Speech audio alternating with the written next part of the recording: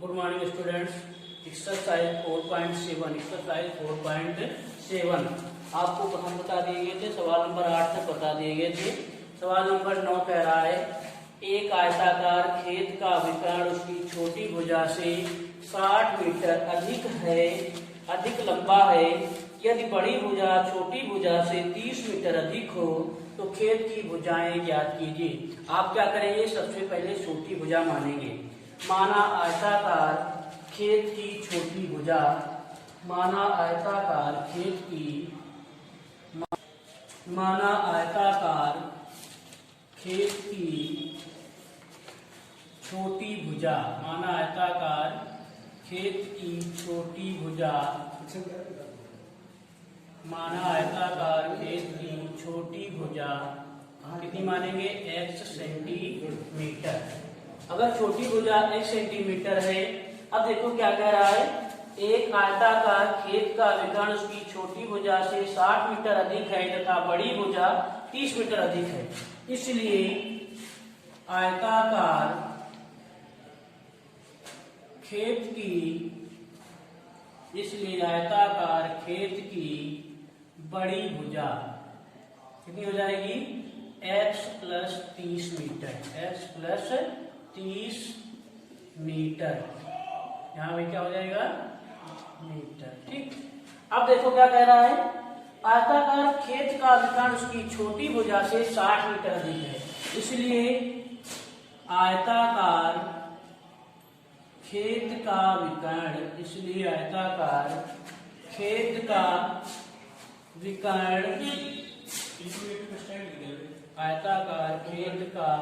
विकर्ण, कितना हो जाएगा, x plus 60 metre, x plus 60 metre.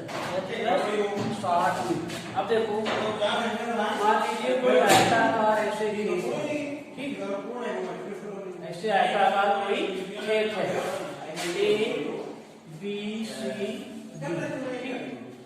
अब मान लीजिए इसका विकर्ण क्या है, ये वाला विकर्ण कितना है, x प्लस 60। ठीक, और छोटी भुजा इसकी है x, बड़ी भुजा कितनी है, x प्लस 30। अब बताओ आयताकार अगर कोई खेत है तो उसका प्रत्येक कोण कितना है, 90 है।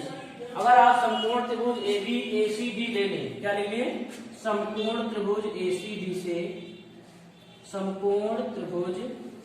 ACD से कल आपको मुझसे बता दिया गया था। देखो समकोण त्रिभुज ACD से क्या लिखेंगे, पाइथागोरस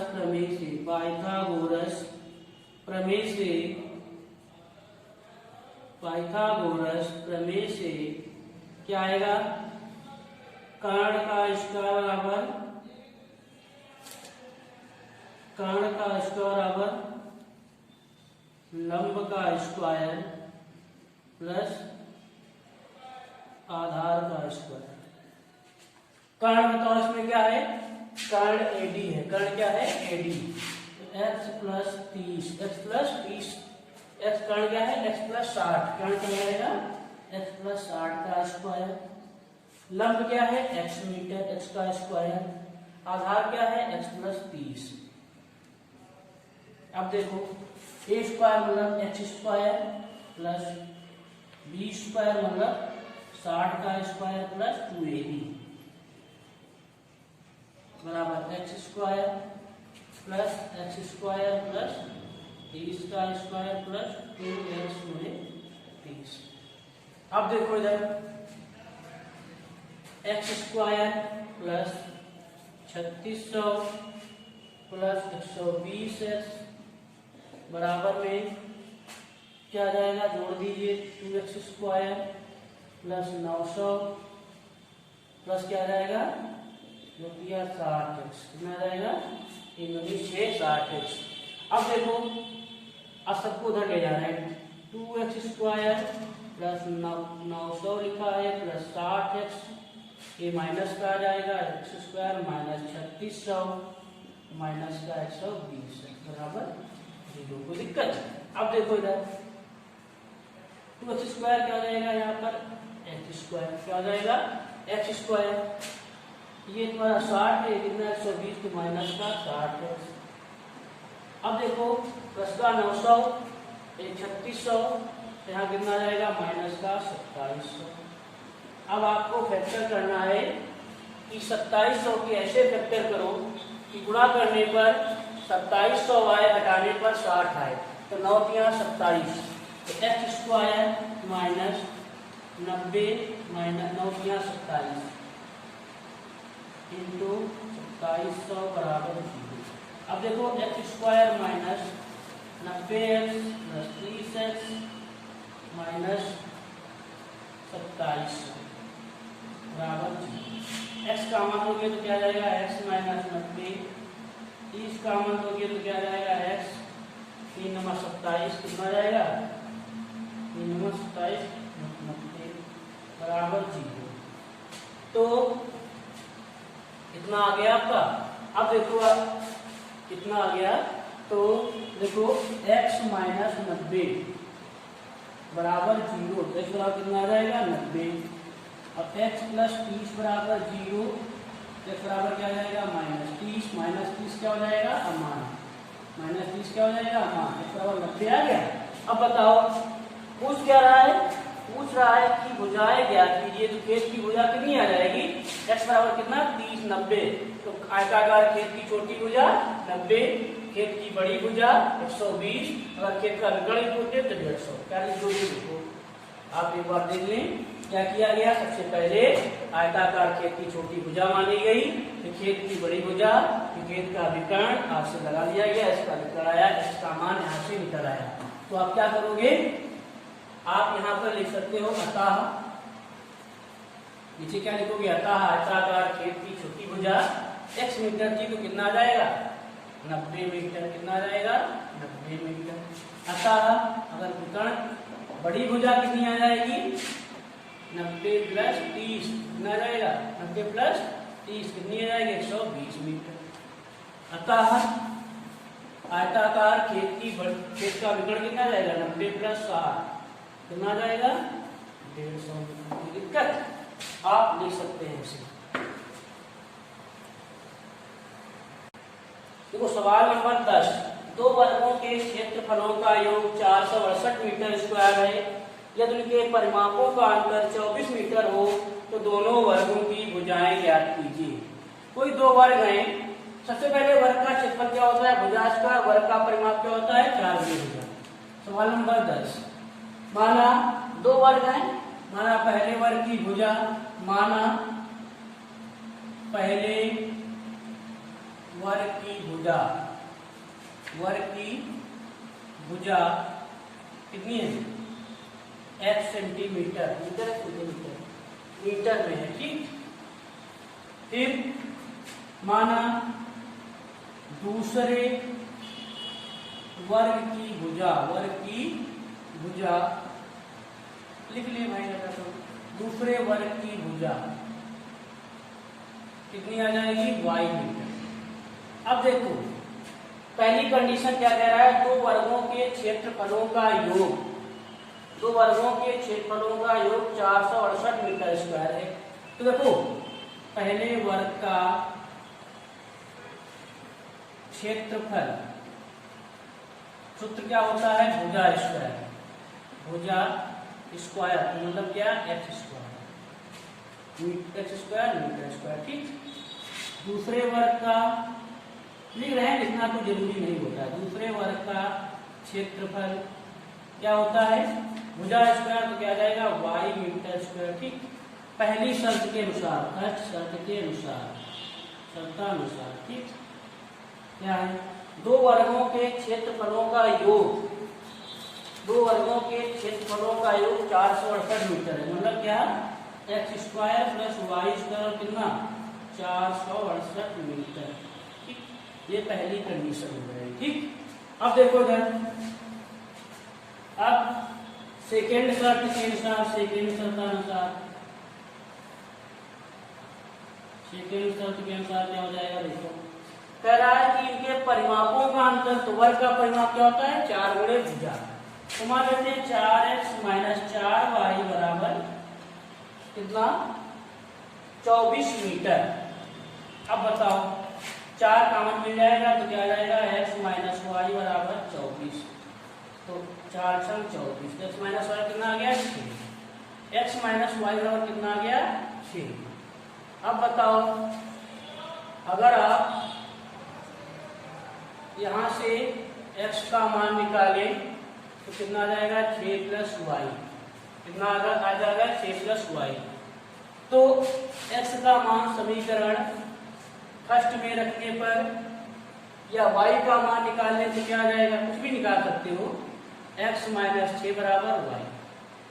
अगर y का लिख दोगे, y का मान समीकरण फर्स्ट में रखने पर, समीकरण फर्स्ट में रखने पर, देखो समीकरण फर्स्ट क्या है, x square plus y square 468, तो एक्स स्क्वायर पहले से लिखा, वाई के स्थान पर क्या रखा जाएगा, एक्स माइनस 6 का स्क्वायर बराबर कितना 468। कोई दिक्कत? अब देखो इधर एक्स स्क्वायर प्लस 36 आ जाएगा, 6 का स्क्वायर करोगे माइनस का 2x मतलब 2x ए बी तो रूचन 12x बराबर कितना 468। अब देखो यहाँ क्या जाएगा 2x स्क्वायर माइनस 12x और प्लस का 36 लिखा है और माइनस का 468, माइनस का 468 बराबर। अब बताओ 468 से अगर आपको 36 घटाना है, कितना घटाना है 36, तो 8 से 6 गया 2, 6 से 3 गया 3, कितना रहेगा 432। तो 2x square minus 12x minus का 432 बराबर 0, बराबर 0। देखो 2x square minus 12x minus 432 बराबर 0 आ गया, ठीक। तो 2 कॉमन मिलेगा तो क्या जाएगा x square minus 6x minus का 2 दूनी 4 2 कम 2 रूचन 12 बराबर 0। देखो इतना क्या किया गया, पहले वर्ग की भुजा, छोटे वर्ग की, पहले वर्ग की भुजा, दूसरे वर्ग की भुजा। क्या करते हैं आप, अच्छा बड़ा वर्ग कौन है, बड़ा वर्ग x है, छोटा वर्ग कौन है y, ये भी देखे है ना, ठीक। तो किसने कहा घटाना है तो मतलब कोई दिक्कत नहीं। अब देखो इतना क्या गया, एक्स स्क्वायर माइनस 6x और माइनस 216 आगे लिखा वो लिखा है, तो समीकरण क्या आ जाएगी, x square minus 6x minus 216 बराबर 216 के ऐसे फैक्टर करो, गुणा करने पर 216 है तो 2 एकम 2 2 16, 5 6 10 और यहाँ 2 से कटेगा नहीं, कितने से 2 से कटेगा तो कितना रहेगा 2 दूनी 4 2 से 14, 3 9 27, 3 दिया 9 3 एकम, तो 3 दिया 9 18, 3 दूनी 6 दूनी 12, 12 से 18, 18 से 12 घटाओ कितना आएगा 6, गुणा करोगे 216।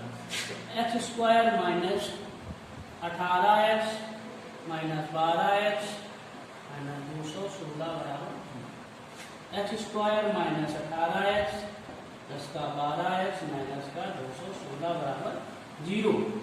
x कॉमन मिलेगा तो क्या जाएगा x माइनस 18, x माइनस 18, यहाँ क्या कॉमन मिलेगा 12, x माइनस 12 कम 12, कितना बचा 12, तो यहाँ से कितना बचेगा आप 12 है 21 है तो 9, 12 की 96, x माइनस 18 और x प्लस 12 बराबर 0, x माइनस 18 बराबर 0 तो इतना कितना हो जाएगा 18, x प्लस 12 बराबर 0 तो क्या जाएगा बराबर माइनस का 12। अब बताओ यह मान निकाला हो जाएगा क्योंकि किसी की भुजा जो है ऋणात्मक नहीं होती है मान, ठीक। क्या लिखा जाएगा, अतः पहले वर्ग की भुजा, अतः जो बड़ा वर्ग होगा, अतः बड़े वर्ग मान लीजिएगा, अतः बड़े वर्ग की भुजा या पहले वर्ग की भुजा, अतः बड़े वर्ग की भुजा कितनी आ जाएगी 18 मीटर और छोटे वर्ग की भुजा क्या आ जाएगी, छोटे वर्ग की भुजा कितनी आएगी, y तो निकाले नहीं हमने, तो y निकालेगा, देखो y बराबर क्या x माइनस 6 लिखा है, y बराबर x माइनस 6, तो y का मान कितना आ जाएगा बताओ, y का मान आ जाएगा 18 से 6 घटाओ कितना आ जाएगा 12, कितना घटा आ जाएगा 12, ठीक। आप निकाल सकते हैं इसका मान, समीकरण फर्स्ट में रखने पर रख देना आराम से आ जाएगा, जान पाए कुछ नहीं। देखो x का मान 18 आया तो y का मान कितने निकालोगे, y x का मान समीकरण में रखने पर और 12 से 18 से 6 घटाओ कितना जाएगा 12।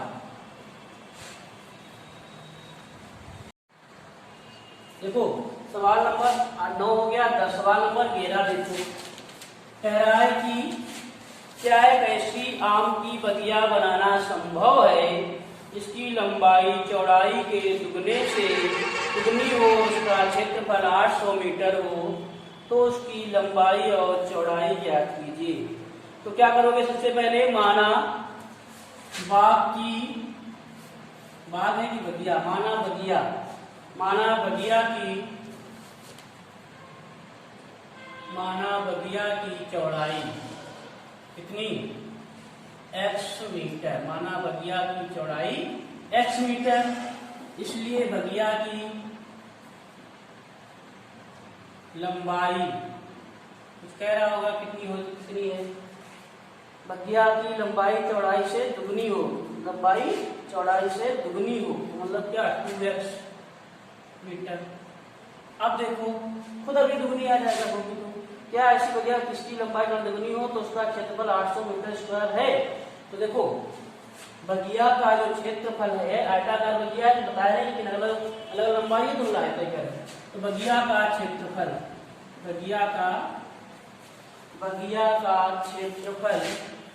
कितना दिया है, 800 मीटर स्क्वायर, ये तो दिया है। अब बताओ बगिया और क्षेत्रफल है क्या, लंबाई गुणे चौड़ाई बराबर कितना दिया है 800। लंबाई कितनी है, x गुणे 2x बराबर 800, कितना जाएगा यहाँ बताओ, 3x स्क्वायर, 3 नहीं क्या 2x स्क्वायर, 2x स्क्वायर बराबर 800। तो कितना जाएगा, तो 2 8, x स्क्वायर कितना जाएगा 400, x स्क्वायर कितना जाएगा √400, कितना रहेगा प्लस माइनस का 20। अब बताओ x बराबर 1 प्लस का 20 लिखोगे और एक क्या लिखोगे तो -20। -20 अमान्य का है क्योंकि किसी की लंबाई चौड़ाई ऋणात्मक नहीं होती है। बताओ अगर ये कितना आया 20 तो क्या लिखोगे, बगिया की हमारी क्या लंबाई चौड़ाई, बगिया की चौड़ाई कितनी आई, बगिया की चौड़ाई 20 मीटर, तो लंबाई कितनी हो जाएगी, अतः बगिया की लंबाई कितनी आ जाएगी, 2 गुणे x का मतलब कितना 2 गुणे 20 कितना जाएगा 40 मीटर। अब देखो क्या कह रहा है, ऐसी बगिया बनाना संभव है कि नहीं। तो देखो आप मान रख के दिखा देंगे, बगिया का क्षेत्रफल जो है कितना है बताओ, बगिया का क्षेत्रफल कितना है 800 मीटर कह रहा था, मीटर स्क्वायर कह रहा था। तो देखो 20 गुणे 40 लंबाई गुणे चौड़ाई का रखोगे बराबर दोनों अगर आ जाए तो 800 आ गया, 800 बराबर 800, तो मतलब क्या लिख दिया, देखो दोनों बराबर आ गए। क्या लिखोगे, अतः ऐसी बगिया बनाना संभव है, अतः ऐसी बगिया बनाना संभव है, अतः ऐसी बगिया बनाना संभव है, बगिया बनाना संभव है। कोई दिक्कत, देखो सवाल कह रहा था कि ऐसी एक आम की बगिया लिख देना, माना आम की बगिया की लंबाई, ठीक, यहाँ भी लिखा जाएगा आम की बगिया जो लिखा है, ठीक, आम की बगिया की चौड़ाई लिख सकते हो। देखो कमेंट ना करना बगिया छूट गया वो छूट गया, बगिया की लंबाई, अतः ऐसी आम की बगिया बनाना संभव, अतः ऐसी आम की बगिया बनाना संभव है, ठीक, क्योंकि इसका क्षेत्रफल बराबर आ गया तो मतलब ऐसी आम की बगिया बनाना संभव है। ऐसे एक बात देखो दिया, क्या परिमाप 80 मीटर था, क्षेत्रफल 400 मीटर स्क्वायर के एक पार्क को बनाना संभव है, तो उसकी लंबाई चौड़ाई। ये सवाल नंबर 12 अपने आप लगाओगे, ठीक, ना लगे तो कमेंट में पूछो जरूर, एक सवाल लगाओ, आपकी एक्सरसाइज पूरी हो जाएगी, यूनिट 4 पूरी हो जाएगी, तो आपका टेस्ट भी होगा, ठीक। अब ये ना सोचना कि सब दोबारा पढ़ाया जाएगा, एक सवाल पढ़ाया जा रहा है, जो ना लगे कमेंट में पूछो जरूर। देखो कह रहा है कि सवाल नंबर 13 बहुत बढ़िया सवाल है। देखो जो अभी बताया था 2019 में आया है, सवाल नंबर 10 कह रहे थे 2 वर्गों के क्षेत्रफलों का योग, बहुत बढ़िया सवाल है, 2019 में पूछा गया है। देखो सवाल नंबर 13, 3 वर्ष पूर्व रहमान की आयु वर्षों का व्युत्क्रम और 5 वर्ष बाद आयु के व्युत्क्रम का योग 1/3 है, तो उसकी वर्तमान आयु ज्ञात कीजिए। तो सबसे पहले देखो आयु वाले सवाल आयु उसमें होती वर्ष में। तो माना रहमान की वर्तमान आयु, माना रहमान कौन, माना रहमान की वर्तमान आयु, माना रहमान की वर्तमान आयु कितनी है, x वर्ष, मान लेंगे। अब देखो कह रहा है कुछ कि 3 वर्ष पूर्व रहमान की आयु का व्युत्क्रम और अब से 5 वर्ष बाद आयु के व्युत्क्रम का योग 1/3 है। बताओ 3 वर्ष पूर्व रहमान की आयु, 3 वर्ष पूर्व का मतलब पहले रहमान की आयु, तो भाई 3 वर्ष घट जाएगी तो क्या जाएगी x माइनस 3 वर्ष। फिर कुछ कह रहा है 5 वर्ष बाद, तो 5 वर्ष बाद का मतलब जोड़ा जाएगा। जैसे आप कहते कि आपकी उम्र इतने वर्तमान 12 वर्ष है और 3 साल पहले कितने के होगे, तो 3 घटा दोगे 9 साल के हो। कहते कि 3 साल बाद कितने के होगे, तो बाद में 15 वर्ष के। तो क्या 5 वर्ष बाद रहमान की आयु कितनी हो जाएगी, वर्तमान में x है तो कितने 5 वर्ष बाद x प्लस 5 वर्ष। अब जो कंडीशन कह रहा है वो देखो, इधर रहेगा प्रश्नानुसार, ठीक। प्रश्नानुसार क्या कह रहा है, कह रहा है कि 3 वर्ष पूर्व रहमान की आयु वर्षों का व्युत्क्रम, तो x माइनस 3 का व्युत्क्रम या x का व्युत्क्रम बताओ क्या होगा 1/x, तो x माइनस 3 का व्युत्क्रम क्या होगा 1/x माइनस 3 तो होगा भैया, तो बताओ 1/x माइनस 3, ठीक। अब देखो कह रहा है 5 वर्ष बाद आयु के व्युत्क्रम का योग, 5 वर्ष बाद, तो 5 वर्ष बाद x प्लस 5 इनका योग कह रहा है, कितना है। बहुत बढ़िया सवाल है, कठिन भी नहीं है और सरल भी नहीं है, अगर आपके पास दिमाग है तो लगा लेंगे। अब बताओ क्या करेंगे, हल करेंगे, एलसीएम लेंगे तो का 1x प्लस 5, इसके नीचे क्या नहीं है x माइनस 3 है, x प्लस 5 नहीं है, ठीक है। अब देखो 1/x प्लस 5, नीचे क्या x माइनस 3 नहीं इसके पास है, x माइनस 3 और 1/3, ठीक। अब देखो इधर क्या करेंगे, एलसीएम कितना है x minus 3 x plus 5, x minus 3 और x प्लस 5 क्या जाएगा, देखो x plus 5 plus x minus 3, कोई दिक्कत। अब देखो इधर बराबर 1/3, x कितना हो जाएगा 2x और यहाँ कितना हो जाएगा 2, 5 से 3 गया 2, इसकी गुणा करो x square plus 5x minus 3x और प्लस के माइनस का हो जाएगा 15, 5 गुणा कर लो, 3 दूनी 6, 3 गुणा करोगे तो क्या जाएगा 3 दूनी 6x प्लस 3 दूनी 6। अब x स्क्वायर 5x माइनस 3 कितना हो जाएगा 2x माइनस का 15, x square plus 2x minus का 15 इधर आ जाएगा तो क्या आएगा माइनस का 6x माइनस का 6 बराबर 0, तो x स्क्वायर प्लस का 2x माइनस का 6 कितना रहेगा माइनस का 4x, कोई दिक्कत। माइनस का 15 माइनस का 6 कितना जाएगा 21। अब बताओ 21 कैसे कटकर करो, घटाने पर कितना है 4 आए तो 7 या 21, x स्क्वायर माइनस 7 या 21 माइनस का 21 बराबर 0, x square minus 7x plus का 3x माइनस का 21 बराबर। सबसे पहले देखो इसमें क्या करेंगे, माना रहमान की वर्तमान आयु x वर्ष, 3 वर्ष पूर्व रहमान की आयु x माइनस 3 वर्ष, 5 वर्ष बाद रहमान की आयु प्लस 5 वर्ष। आप अगर यहाँ तक मानना वाला कर लेते हैं, ये कर लेते हैं, व्युत्क्रम का मतलब होता है उसका उल्टा लिखना, तो उल्टा कह रहा था 3 वर्ष का व्युत्क्रम माइनस और 3 और 5 वर्ष का व्युत्क्रम दिए हुआ, इसको जोड़ा गया तो इक्वेशन बन रही है, क्या बनी रहती है x कामन मिलेगा तो x माइनस 7, ठीक है। इसमें क्या कामन मिलेगा 3, तो x माइनस 3 से 21 बराबर में क्या है 0। अब इसको 7 को रहने देना, ठीक है। आपने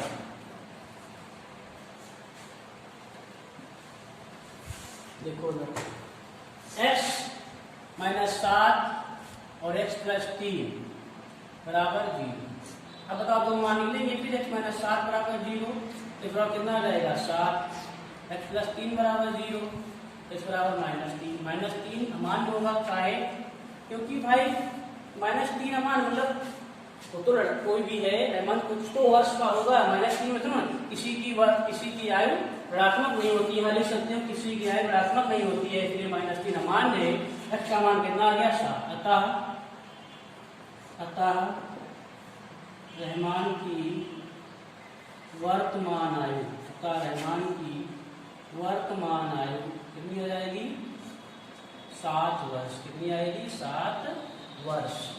देखो इधर आपके सवाल कितने बताए गए 9, 10, 11, 12, 13, 14 सवाल है। क्या निम्न स्थिति संभव है यदि इनकी वर्तमान आयु ज्ञात कीजिए। दो मित्रों की आयु का योग 20 वर्ष है, 4 वर्ष पूर्व उनकी आयु का गुणनफल 48। बिल्कुल ऐसे ही सवाल है।